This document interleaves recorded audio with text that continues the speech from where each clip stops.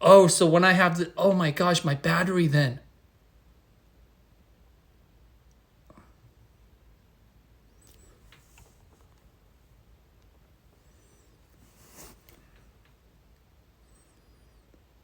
Okay. So there was no audio, I guess. So we're interviewing Grace Oh, from. hi. Hey Grace, how are you? Okay, I'm good. somebody was telling me there's no audio. Okay, before you instant message me, I was outside by the pool. I was just getting a suntan. And then you told me the interview was going. I ran in. I looked at my phone. My battery was so low, so I plugged in to charge my phone. Then the battery was low, and somebody said there's no audio. Why have this on? So I got to do I don't without know. it. I But hear there's. you fine. Oh no no! I took the charger off Oh, okay. because I guess when this went in, there was no audio and stuff. Okay, this is Grace from Garbage, and Garbage is from Orange County, right? Pretty much, yeah. Three members, me, bassist and guitarist, all live in OC, and then our drummer is in Whittier, which is in LA. So we're Wow, basically the same thing this as is OC. crazy. I could actually hear you today. Cause yesterday Yeah, I was interviewing my friend. I couldn't hear. The audio is good today. Okay, that's good. Andrew came through, I guess. I was looking at your profile. I mean, the band's profile. Garbage is considered queercore. Tell us what a queercore is for folks who don't know what a queercore band. So we all are queer people, and just because like we're more like punk, but then some stuff kind of goes like some songs kind of go more towards hardcore, I guess. So we just kind of like the sound of it to name it queercore. But we've also been discussing recently about changing that from queercore to commiecore. Wait, Just what? 'cause we both identify with both, but Uh huh. it was a thought to switch it up. What part of Orange County are you from? Because I'm from Orange. I used to live in Orange County many years ago. Really? Oh, I live in Fullerton, but I'm actually originally from Moreno Valley, which is a IE. Hey, I used to take fashion design in Fullerton College from Really? That's so cool. 1990. I think 1990 to 1992. Holy shit. Wow. Yeah, Fullerton, and I have my PO box there. We had the Orange County Peace Punks PO box, and I still remember PO box 6188 Fullerton, California 92834. Oh my gosh, that's Yeah, so and cool. there was a health That's food like store super and close. everything. I miss Orange County. You do? It's all pretty much gentrification now, but it has some good people. You find some good comrades. Have you heard of Orange County Peace Punks? I haven't heard of OC Peace Punks. That's kind of surprising that there is Peace Punks out here.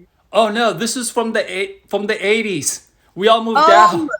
yeah, right. We were a group of peace punks in the 80s. We used to organize events there in the Orange County area, but we all moved out of Orange County. That's wait. Someone posted mobile is trash. That's so funny, and that's true. Okay, so I missed your show, garbage. Okay, but before we go on, you were called. I was so confused. You were called. Your band was called Graveyard Junkies at first.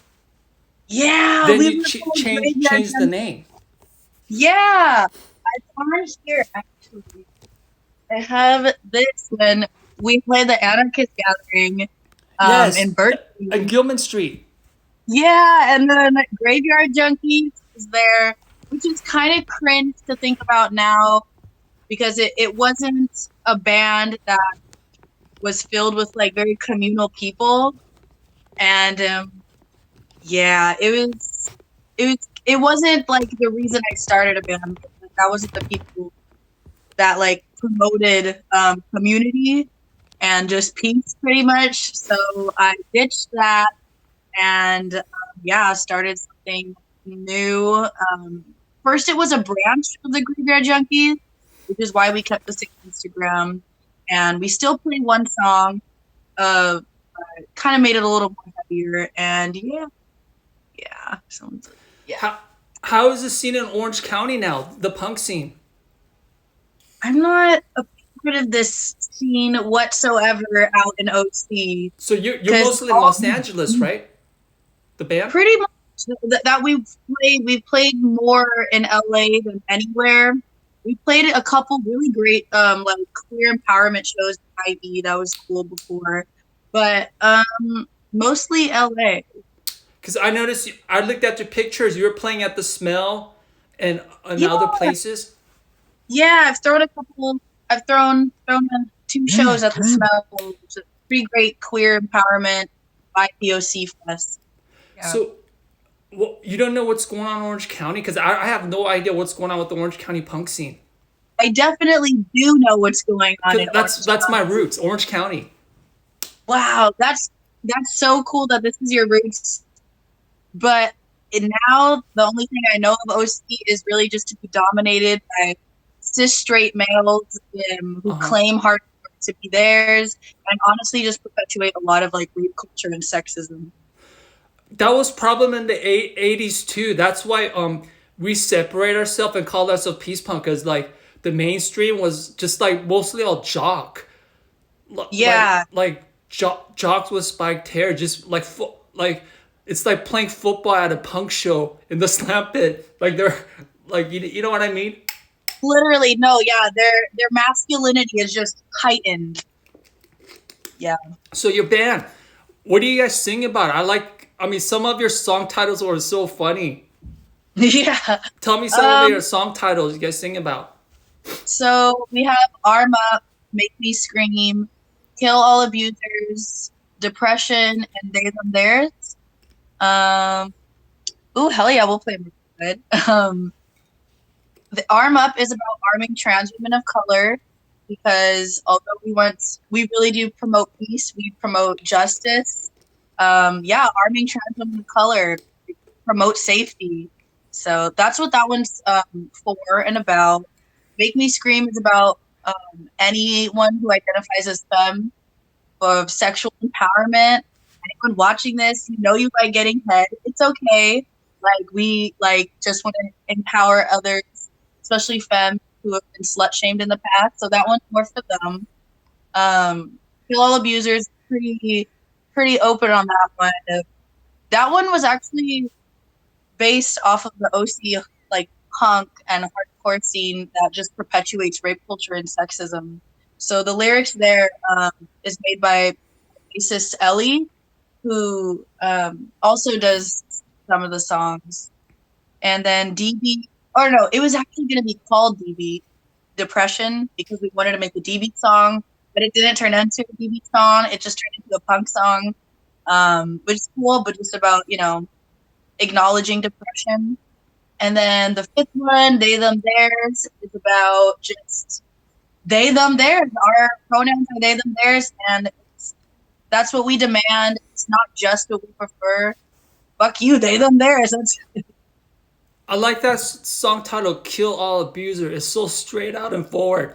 Like yeah. right now, since there's an internet, if there's an abuser or anything, like I noticed, like in the past, some people posted online of the abuser and all that stuff. But back in the '90s and '80s, when there are people like that who are abuser, we couldn't do that. So I remember they would make flyers and post it on the wall at the show because Yeah, there that's was no fucking badass. I mean, internet and stuff. And yeah, no, there's like pros and cons to like having social media now. Like now we're outing users like consistently and making sure that people know who is safe to bring in the scene and who isn't. But yeah, even then, like there's always been that type of movement of outing abusers, and it's so interesting to hear that like from your time it was posting the flyers, and now it's posting their faces and blasting them so everyone knows. Yeah. hey, somebody posted a comment earlier, says play in Riverside. There's nothing out there. Do you know any? It's gone now, but do you know anything about the Riverside scene? Yeah. Isn't there like a DIY space in Riverside? I in San Bernardino Oh, there's that's San Bernardino then. Boyd. Yeah, Boyd. Still IE definitely has a scene going. Like in Hemet, like there's still a scene out there. But when I was in high school, when I lived in Marina Valley, it was really really bad ska and metal shows. And by bad, I don't mean the music, I mean the people. It was just ska. Oh, hey, Gabby. Yeah, it was just like ska and metal shows that was just like extremely problematic and unsafe as hell for any femmes to go to them. But that's actually the scene I originally. Also, you have a. Last time I saw you, you have a new guitarist with all his, her hair charged up, but going all crazy. Yeah, Because when I yeah. saw it in Berkeley, it was a different guitarist. That was Who's the new actually guitarist? her name is Ricky. She's a bad bitch, and yeah, she goes by she they. She's just really awesome. She lives in Anaheim, like 10 minutes from me, and she's a little older. She's I believe 29 than us because we're all 22. Um, 20 and young she's is 29. 29 is young. I'm 51. no, I know it's That's young. very, very young. It's young, but I'm saying we're 22, so she's a little older than us. Uh huh. But she's always just been like heavy into punk since her young years, and she's just I've learned a lot from her too. You know, I'm learning from my bandmates about anarcho-syndicalism, anarcho-communism, and just a lot like that. We're all like just really empowering and informing each other on so many different things. Gabby, Yes. yes, she's the one with the cool red hair. It's. Uh, I noticed the band sounds much more powerful live too. She goes so crazy on stage. It's yeah, awesome. she has so much energy, and it just like when we're all going crazy on stage, it just gets us all riled up to go like heavy in the pit. Yeah. Okay, I also missed your show recently in Oakland. Tell me about the show in Oakland you played at. Yeah, Oakland was great. It was Transgress Fest. Yeah, Three that out of four fest. members. Yeah, 3 out of 4 members were queer, gender queer. So we were really honored to be asked by Trap Girl, and it was great. There was like young kid, like there was like 14-year-olds, and then there was like people like us, and like it was just fantastic because one of the young kids, like who was 13, came up and was like, "Oh, I go. My pronouns are they them. Thank you so much. Like that's so great." And it was really, really heartwarming. Honestly, like there's no other compliment that mattered aside from like a younger kid saying thank you. My pronouns are they them, so thank you for putting on that song. That was freaking fantastic.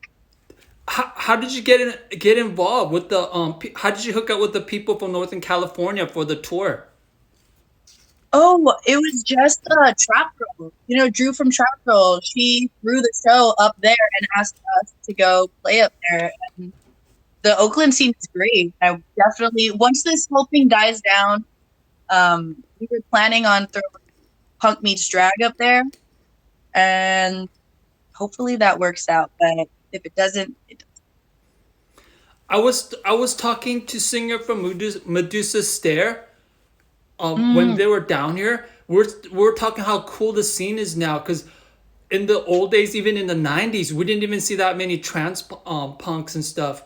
It was so like homophobic. It was like especially in Orange County. But now yeah, it's so no, cool now. It's like we're going all almost back to the '70s punk rock before all the jocks pushed out all the artists and all the punks and stuff. right? Yeah, no, I feel the punk scene now is like it's for and by trans people of color. And that's just what makes it so amazing. Like it's such a different type of like revolution now with the punk scene. It's grown a lot. It's grown a lot. But you're like a fucking founder of the actual like peace, punk No, scene. So I'm not the founder. Southern California Peace Punk founders are Iconoclast, like no, no, no, 1982. not like actual It's founder, but them. like you're an actual activist for pushing Oh, that safety, that peace, and that anarchism is happening now, and it was so important then, but now it's just like grown and blossomed into actually like marginalized people being the forefront like speakers of the punk movement. oh, thank you. But that was going on since Iconoclast days. They would invite organization table and they had speakers and stuff. I think I saw them in. Actually, I saw them when I was a street punk. Oh my I gosh. used to be a squatter when I was 15 years old up in Hollywood. Oh my god. Yeah, and Also, when I was in high school, Rafa and Total Chaos was a squatter as well. We were all runaway kids Oh in my god. in Hollywood. But back then it was really different because there was so many runaway kids. Then in 1984, the Olympic was happening, so they wanted all the tourists there. So the LAPD cleared out all the runaways, and they put a curfew. If you didn't have ID, they took you to juvenile hall. Or, I mean, they take you in the station. They call your parents. Holy Yeah, shit. but there was so many runaway kids back then. Squatting was really easy, and running Mhm. away was really. I mean, all the runaway kids living on the street was very extremely easy because there were so many runaway kids back then. But yeah, after 1984 Olympic, Yeah, things that's so things sad changed a and like lot in 1984 Los Angeles Olympic. yeah, there's definitely somewhat more services for like runaway kids, but still definitely needs to be more and it's still very common. Also, you played up the anarchist gathering here. The one at Unfair Oaks? At Gilman's, wait, was it anarchist gathering or anarcho punk fest? I forgot. No, we played Because we both had the anarcho punk fest up here too. Oh, the you had a anarchist gathering. That yeah, was yeah. with Graveyard Junkies before you were called Graveyard Junkies. Yeah. Okay, never mind. Never mind. We're Oh, trying to stick cringe with garbage. times. Sorry, No, we're no, trying to it's speak. funny. You played recently in Pasadena at the anarcho gathering. Garbage Yeah. did. Uh-huh. I wanted to see your set, but Katie was making a documentary film, That's right. I and thought I had to help her interview Kwaku because Kwaku was there, and she wanted me to help her interview. While I was interviewing Kwaku, I didn't have a chance to see her set. So I'm sorry, I missed your band. Tell me about your show. Because I was no biggie, outside, there's gonna be I'm tons interviewing more. Kwaku with Katie. No biggie, there's gonna be tons more. So no one's no but that was a good that was a really, really fantastic show. Like every time that we've thrown an anarchist gathering and we played it, me and my drummer Nadine, we just get so emotional because we're just so stoked to be around that community, you know? The set was good. We messed up quite a bit, but because we were just like those were because we had to whip out new songs from Graveyard Junkies within a month, and we practiced like 4 times, and we made like a whole set list with 4 sessions, like Uh, 4 times of practicing. So we messed up quite a bit at that anarchist gathering, but regardless, it was badass. It was great. It was community, and it was a really fantastic time. and Audie Thunder's closing. Liz did a fashion show. How Yeah, come you weren't in the fashion show this time?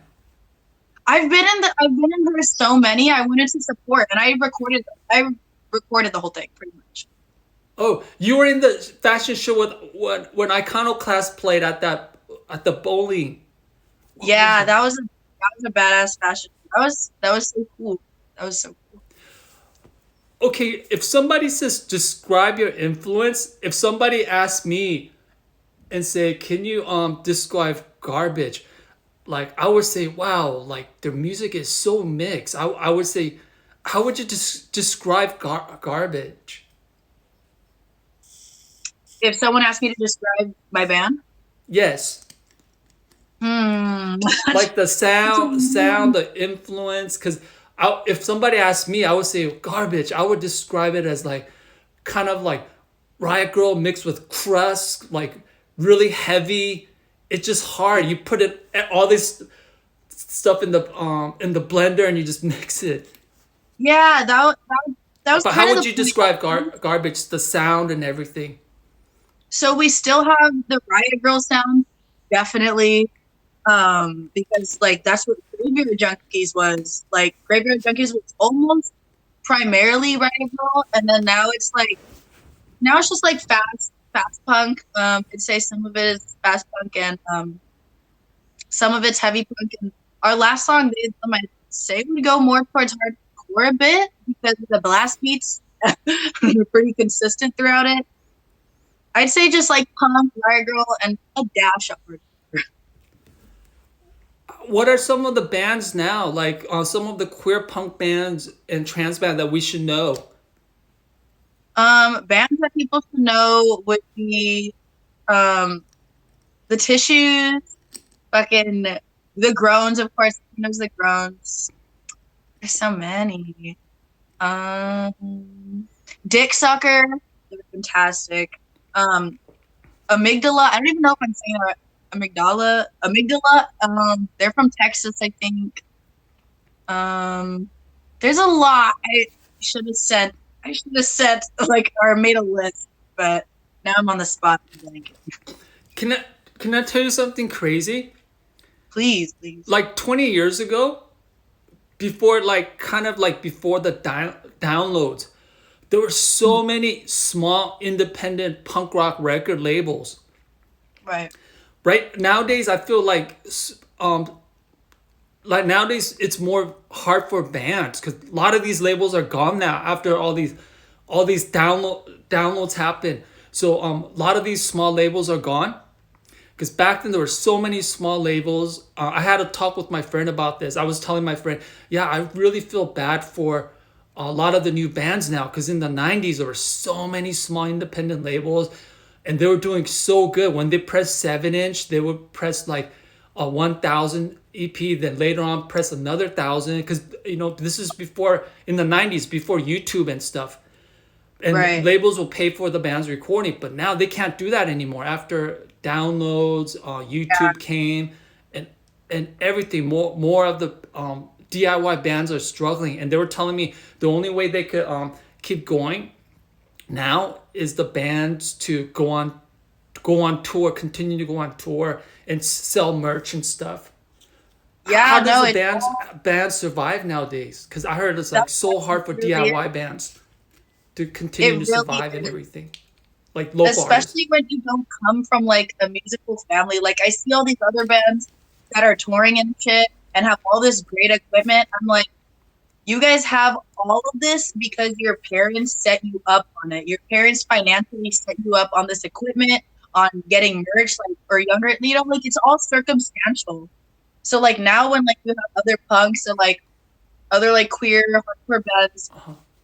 we're just making it by fucking trying to sell our shitty merch that we barely even have that we have to make on our own and hoping that you get some pay from the venues, which I'm really glad and we're lucky that we've been playing like more venues so we do get at least gas money. But that's all that it is. Like to survive as like a queer hardcore band, I have yet to see it, honestly. There's one good thing about this the internet though, because if you upload your song on YouTube or Bandcamp, people from other country or like way out of the East Coast, they could hear a band like right away, like a snap of finger. That's a good Yeah. thing. Like it will go so fast. The words go out so fast. Yeah, no, the first time like we put out like the graveyard junkie stuff and then like there was a couple people from Europe hitting us up. I was like, what? People outside of the IE and OC like listen to us? That's crazy. And then it just started like kind of growing more and it's really cool like to hear other people like from Australia or something like saying, "Oh, I love your band." Oh, Hawaii. That's so cool. And there's apparently like a really big punk scene in Hawaii that they're like, "You should come to Hawaii." And I'm like, "That's not possible for us at all, but we'll think in the future." Sure. I I used to live in Hawaii Really? Holy shit. But for one year. It was in the 70s when I was a little kid. oh, For one year, I was in Hawaii. if you have any friends out there now or like know anyone, you should ask about the punk scene because apparently it's like popping off out there. Wow, this was many many years ago. If you could play with any bands, who would you like to play with? Uh, I've thought about that. Um, Generación Suicida, Amygdala, even though we played with them at the rec center before, I'd play with them again. I'd play with Resistant Exists, of course. um, hmm. I would play with Bratmobile just because that's like, Bratmobile? yeah, because that's like my high school I used to influence. love Bratmobile in the 90s. I never heard of Bratmobile and Jen. She was all into those bands, and she made me a cassette tape long time ago. And I was like, this Jen is the cool. singer, right? Yeah, And the bass player. Yeah, she made me a cassette tape of Bratmobile. wow, Yeah, I never heard that's of them. I really like them. The real Janelle. I really love the real Janelle. What was it mini LP they put out? I don't have it uh, anymore, but this is long, long time ago. I love Bratmobile. that's so cool. She I lives in remember L.A. The seeing, singer. yeah, I saw her band like a couple right? years ago. She was in some kind of side project band. I forgot the name of it. That's so cool. Yeah, she's such a badass. I saw her at like Echo Park like when I was 19, I think, and I just like fangirl. I was like, oh my gosh, you're my inspiration. But I used to listen to Riot Girl in high school, but it's like that'll always be my foundation for one of my like punk interests started. Can I tell you something crazy? Please. I used to live at a co-op house in Long Beach, the Falcon Co-op House. It was like an anarchist food not bomb co-op house. We used to live collectively, and all the riot girls used to come to have a meeting at our house because at that time, I Ariana was dating one of my roommate who was in autonomy. So all the riot girls would come. It was a woman space, woman meeting only. We respected that, so we would leave the house, or we would go downstairs. They could have all their meetings. They used to have meetings at our co-op house. The riot girl. It's so badass. Oh I my gosh. think sorry, I think that was in the early '90s. I think that was Wow, you still providing such a 1993. I space think like or 90. I Martin's forgot the year folks. though. That's so badass. What about Bikini Kill? Do you like Bikini Kill? Um, uh, I used to in high school, but then like as I got older, I just kind of realized that Bikini Kill kind of just perpetuates white feminism and like surface level white feminism. So I don't totally like follow up with them at all anymore Okay. because like the punk scene now is like for and by Black, Indigenous people of color, queer people. So I try not to. Can I tell you something funny? Hmm. I came up to San Francisco many, many years ago before Bikini Kill was big. I never heard of Bikini Kill. This is like, I guess they just released a record or something. I saw them and I think it was a band called Tribe A. Tribe A. Yeah, all the Tribe A was in the front, and they had all the shirt off. And understand this is like in the early '90s. I was not used to this. Okay, so all the women in the front, they all had their shirt off, and my That's jaw just badass. dropped. I was going, "Whoa!" I'm from Southern California. I never seen anything like this. And then Tribe A and a bunch of people were saying, boys to the back, boys to the back. So I immediately went all the way to the back. But it was really cool. I never heard of Bikini because that was the first time I saw them. It was That's it was cool. at a small warehouse gig. Yeah, that's badass. Like what they did in the 90s, like they're still very important, like for what they did for like women and like a lot of dykes in the 90s. What Bikini Kill like did, like fuck yeah, like girls to the front and everything. But I feel like the movement has progressed a lot more. Hmm. So it's still important to note that that was part of like third wave feminism, or yeah, third wave feminism. But now now it's like really intersectional feminism more. Right. Like that's the forefront. And now instead of like saying like women to the front, like we say that, we're now like more like queer femmes to the front, queer people to the front, people of color to the front. And I feel like that's like a very big difference in comparison to now's punk scene to what Bikini Kill was doing, you know? Okay, since we're talking about feminism, I have to share this to you too. This is during Media Children Days, and this was in the '80s. So in the late '80s, when we came up and visit up here in Northern California, there was another type of feminist. This is many, many years ago. The feminists up here, they stopped wearing makeup, and they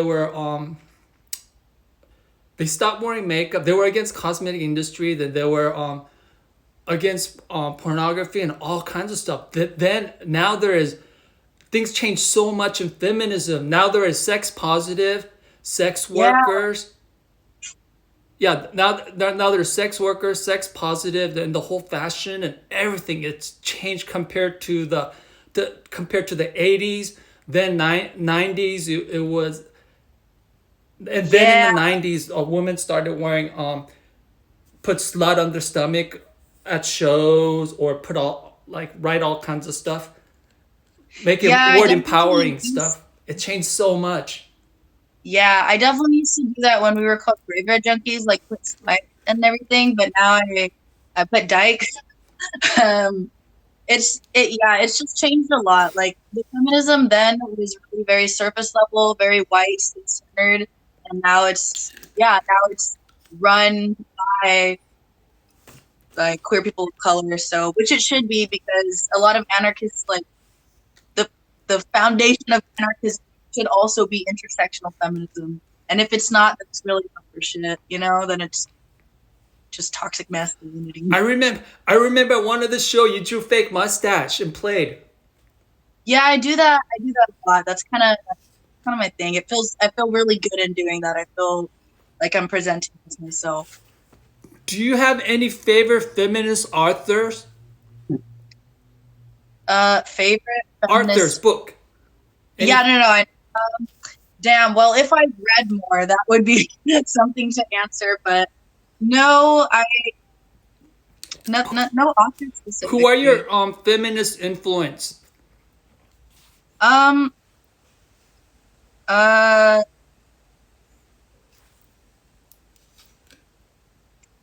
No. No. I mean, I used to like listen to like Alice Bags, like Oh, Alex Bags. Yeah, that's cool. yeah, like. But I'd say like I used to have a lot of influences, but I feel like now I kind of like took down that idolizing type of mentality, and I really just look at like myself and like my friends as influences, as more inspiration. Like that's what I look at. That's how I look at it Oh, cool. as Mine's was Tammy from Media Children. coming from media. I don't know them, but I'll look them up. I have so much to learn when it comes to like intersectional feminism and punk. So Oh, I she have a did a lot to zine learn. called Time to Unite fans in the 80s. She was my inspiration. Wow, that's badass. That's so She cool. used to like write a lot and everything. So what's the future when all this calms down? What's the future for Graveyard Junkies? You mean garbage? Oh my gosh. Sorry.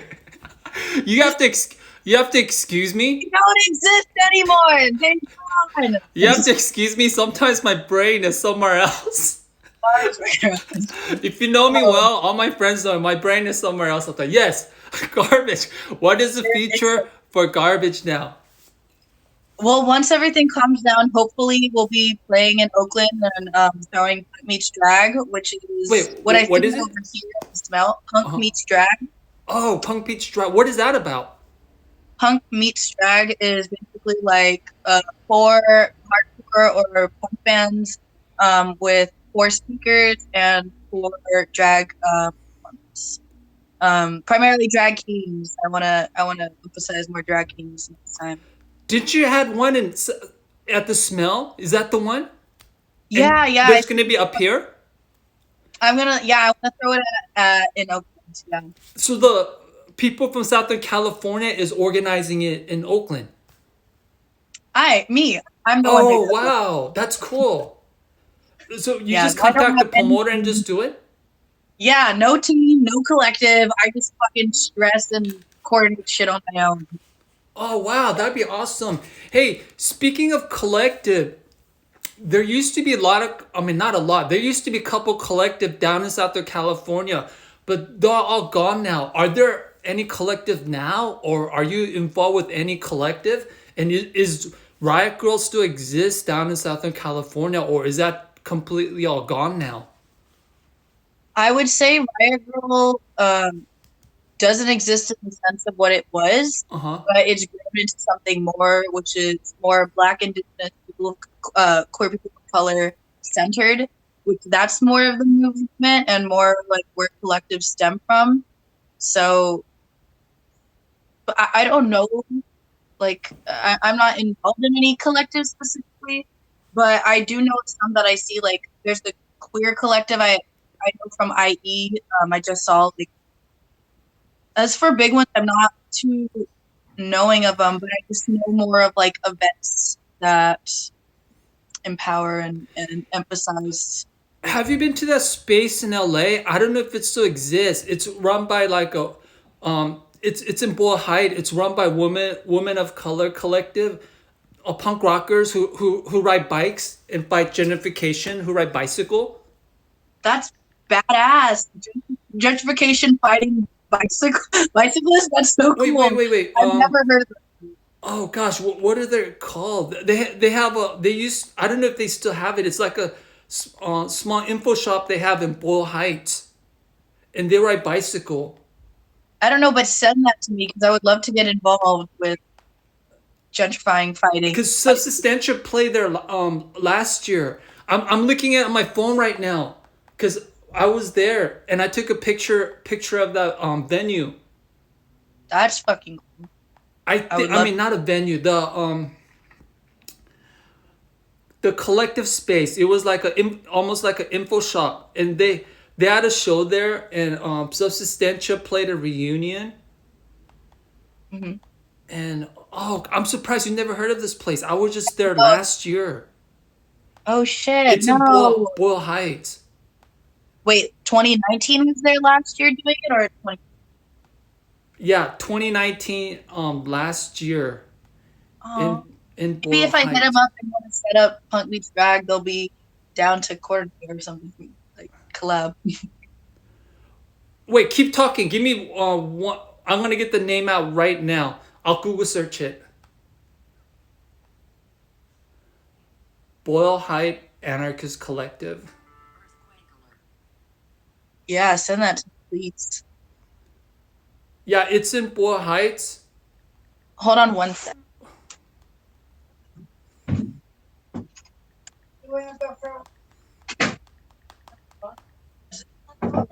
No, I will. Okay. Hey, Hey, Lady Justin. what have you been doing since all this thing's been going out around? Oh, I Uh, got the name. Ovas, overthrowing Bendix authority and the state. oh, let's ask. Please screenshot or like send that to me so I could save that and like. And they have an info shop in Boyle Heights. Yes, please. This is them. Okay. Have you heard of them? No, badasses. Please send that.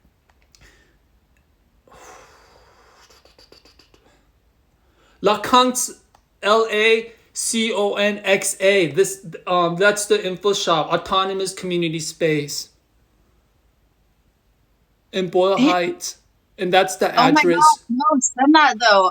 I've never heard of Yeah, this, but I. it's run by my friend. She's an old punk rock friend from the '90s. Oh, that's so badass. Yes, and they have like a community center in Boyle Heights. It's all like a people of color space. It's like my old friend from the '90s, from the That's late '90s. so Yeah, cool. I'll send it to you. Yeah, just letting you know. I guess there's like small collectives here and there, and Mm-hmm. there's another space, but it's more community space called Rack. But that's more like a community organizing space. Right. Okay, so what were we talking about? Oh, now tell me what you've been doing because of all this lockdown's been going on. I applied for unemployment because everyone lost their fucking job. I'm temporary out of work too. Yeah, so we're all unemployed. Um, I've been playing bass. Um, I've been making money other ways that I have to do. So I've just been taking it day by day and trying to do like mindful things and just breathe and relax. What Because do you do it's for what were you doing for work?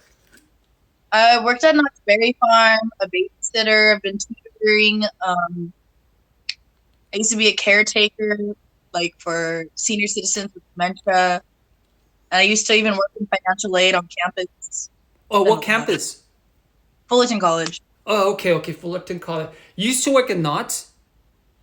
Yeah, I actually like primarily do scare acting like during the haunt season, Uh-huh. and then and now that's not haunt season, I'm just a ticket person. Wow, that's cool. I haven't been to Knott's for so long. It's been many, many years. It's so much money and it's a lot of mean white people, so I don't blame you. They used to have was no, never mind. It wasn't Knott's. Forget it. It was Disneyland, but forget it. Oh God, Disneyland. I don't know if it was Disneyland or Knott's Berry Farm in the late '80s. They used to have a dance club, and a lot of goth used to go there. They used to play alternative music. Oh, that was I think Disney had that too, Was but that was yeah, Knott's, right? Knott's Berry Farm. I think that was Knott's not. Berry Farm. That was for sure not. I think there was a skinhead gang, Knott's Berry Farm skinhead gang. I totally believe that. I'm not It was in surprised at the all. '80s. I just I find believe it funny. A gang called Knott's Berry Farm skinheads. I'm not surprised because this area is like very prominent for like what where KKK was founded and like continued their meetings in like the 50s. So yeah, no, like went to the Wilshire Auditorium on some college campus. That was a KKK meeting place until like the 50s, 60s. Wow. So hey, besides the band, what do you do for fun? For fun, um, I've been trying to learn. I'm I'm learning sign language. I'm trying to learn sign language. Oh wow. I'm trying to like listen in on anarcho-communism theories on YouTube, and I'm reading a book called Anarchism. I'm trying to just keep my mind like going and learning right now. Hey, That's speaking of anarchism, because I got into anarchism through crafts, through music. I didn't get into anarchism through books. My friend, like in the peace punk days, my friends and I, we got anarchism through records and vinyls and the booklets. Because a long time ago, all the vinyls used to come with booklets and everything. right. That's how I got into anarchism. How did you get into anarchism? And I got into. I think I was into like more like a theory of anarchism before I even knew it, because like when you learn about intersectional feminism, that is the basis for anarchism, like defying patriarchy and other hierarchical standards of society that they put on us. And um, last year, past 2 years, I've been like, oh, I come from capitalist trauma. uh I huh. didn't know that. So then that kind of made me a little bit more conscious into looking at my childhood and being like, wow, if more socialism or like communist ideas was like implemented into the like modern day society, then there wouldn't be so much capitalist trauma in children that we've experienced. So I feel like I was in it before I even knew it because of experience. And it stemmed from like knowing about like researching about communism and then like how you need anarchism with communism in order for it to intertwine peacefully. Because there's due to there were so many different types of anarchists. I just want Yeah. because like if somebody asks, I mean, in the past people ask me, hey, what does anarchism mean to you? How did you get into anarchism? And I would tell them, oh, I got into through crass. It's more like personal anarchist. Like we didn't say we were anarcho syndicalists, and we didn't say we're anarcho communists. We're different. I'm. This is my opinion. I thought like the peace punk anarchy was completely different than the green anarchists or the communists or just like different stuff. Different stuff. So like if somebody asks you what does anarchism mean to you, how would you explain it? I'd say anarchism is really just the bare bones of defying hierarchical standards and mutual aid and community. But in order for that to work, I think you would need like more syndicalism first to have like workers united and more worker unions. You know, like this is my work and this is what I deserve. Just basic needs of shelter and water and food. um, based off all the work we do. But I know that to me, the end goal isn't syndicalism, is communism, which is anarcho communism, Mhm. which is just like peak mutual aid, peak community, peak defiance of hierarchical standards that just oppress and discriminate people of color, queer people, etc. Is Orange County Anarchist Book Fair still going on? I think they had it 3 years ago. Was it I 4? believe, I believe so. I'm turning.